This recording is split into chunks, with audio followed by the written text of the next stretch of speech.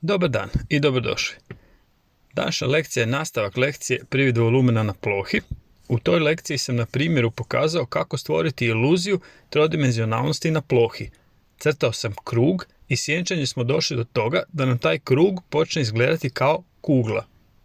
Danas ćemo raditi isto, ali u boji. Prije nego što krenemo, pogledajmo kako možemo samo s nekoliko crta od kruga napraviti nešto što ipak djeluje kao kugla. Crtam krug i povučem nekoliko vodoravnih linija. Šta mislite? Izgleda li to kao kugla? Ne, djeluje nam kao ravna površina. Probajmo okomite linije. Bolje? Baš i ne. Probajmo još jednom. Valovite linije. Nije pomoglo. Gledajmo sad. Označimo na vrhu i dnu točkicu. Vučem zaobljene linije od jedne do druge točke. Na prvi pogled izgleda kao lopta ili recimo globus. Nije ništa posebno, ali zadnji primjer izgleda najbolje, a samo sam dodao nekoliko zaobljenih linija na pravo mjesto. Probajmo još jednom. Na isti način od tog kruga vrlo lako možemo napraviti recimo luk. I to nam je današnji motiv. Idemo. Kao i uvijek lagano skiciram. Vrlo malo pritiska olovkom. Polako tražim oblik s kojim sam zadovoljan. Ako smo s nekim linijama zadovoljni, možemo ih malo više naznačiti, ali uvijek idemo lagano. Nemojmo pod navodnicima orati po papiru, jer se uvijek može desiti da kod skiciranja utvrdimo da bi neki dio trebalo popravljati, a to je uvijek lakše ako nismo previše pritiskali olovkom i ostavljali prejak trag na papiru. Dodajem zaobljene linije kao na početnom primjeru. Vidimo da se na lijevom luku to idealno vidi i da nam te linije stvarno daju puno da dođemo do dojma zaobljenosti. Gradim crtež, dodajem više detalja. Malo ću olovkom naznačiti tamnije dijelove. To je za sada isto ono što smo radili u prijašnjoj lekciji. Ovaj put imamo dva predmeta. Pazimo na sjenu koju predmet baca na podlogu, ali i na sjenu koju crveni luk baca na žuti. Obično ovaj desni luk zovemo crveni, iako vidimo da je više ljubičasto plavkast, a lijevi zovemo žutim, iako je u biti više onako žuto-narančast. Već samo s tim linijama to počinje sličiti 3D objektu, ali naravno treba nam još i ono što smo radili u prošloj lekciji. Treba nam svjetliji tamniji dio. Treba nam lagani prelaz od najtamnijeg dijela prema najsvjetlijem. Da ne bi stalno radili olovkom, ovaj put ću lijevi luk riješiti drvenim bojicama. Iscrtavam zaobljene linije na njegovoj ljusci. Način rada je u biti isti kao i kod olovke. Pazimo na pritisak, više pritiska za tamnije dijelove. Uvijek pazimo da potez prati oblik predmeta.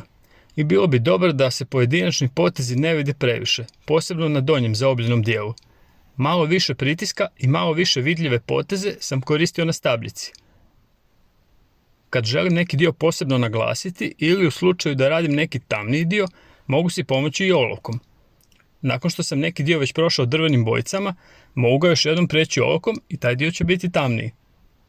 Nemojmo misliti da je neki dio papira koji smo na brzinu prošli već gotov. Uvijek se možemo vratiti na obojane dijelove i još ih doraditi. Uvijek idemo s manje pritiska jer je lakše opet preći neki dio bojicom ili olovkom nego pokušavati brisati ono s čime nismo zadovoljni.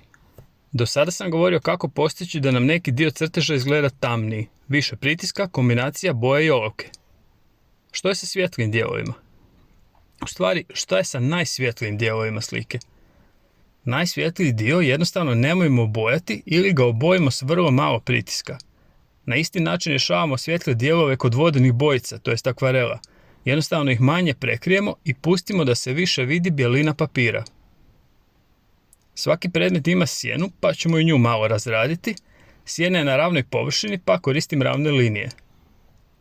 Za sada sam zadovoljan žutim lukom i prelazim na crveni.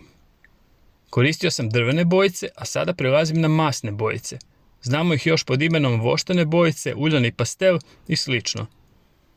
Tamno crvenom bojom iscrtavam obrise. Prelazim na plavu.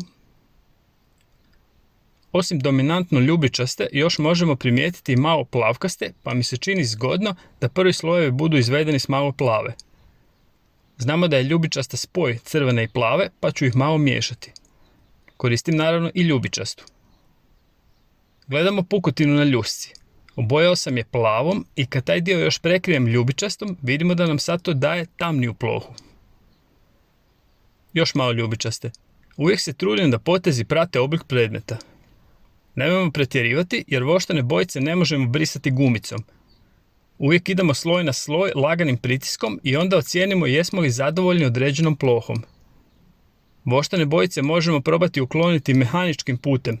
Neki put to djeluje zanimljivo, ali kod današnjeg motiva bilo bi bolje izbjegavati takve popravke jer želimo postići lagani prijelaz od tamnog prema svjetlijem. Sad je u biti sve postavljeno kako treba i dorađujem oblik predmeta. Kombiniram crnu, plavu, crvenu. Boje miješam tako da idem lagano sloj preko sloja. Miješanje boja mogu postići tako da slažem sitne poteze raznih boja jedne do drugih. To znamo iz lekcije o optičkom miješanju boja. Odlučio sam i lijevi luk doraditi masnim bojicama.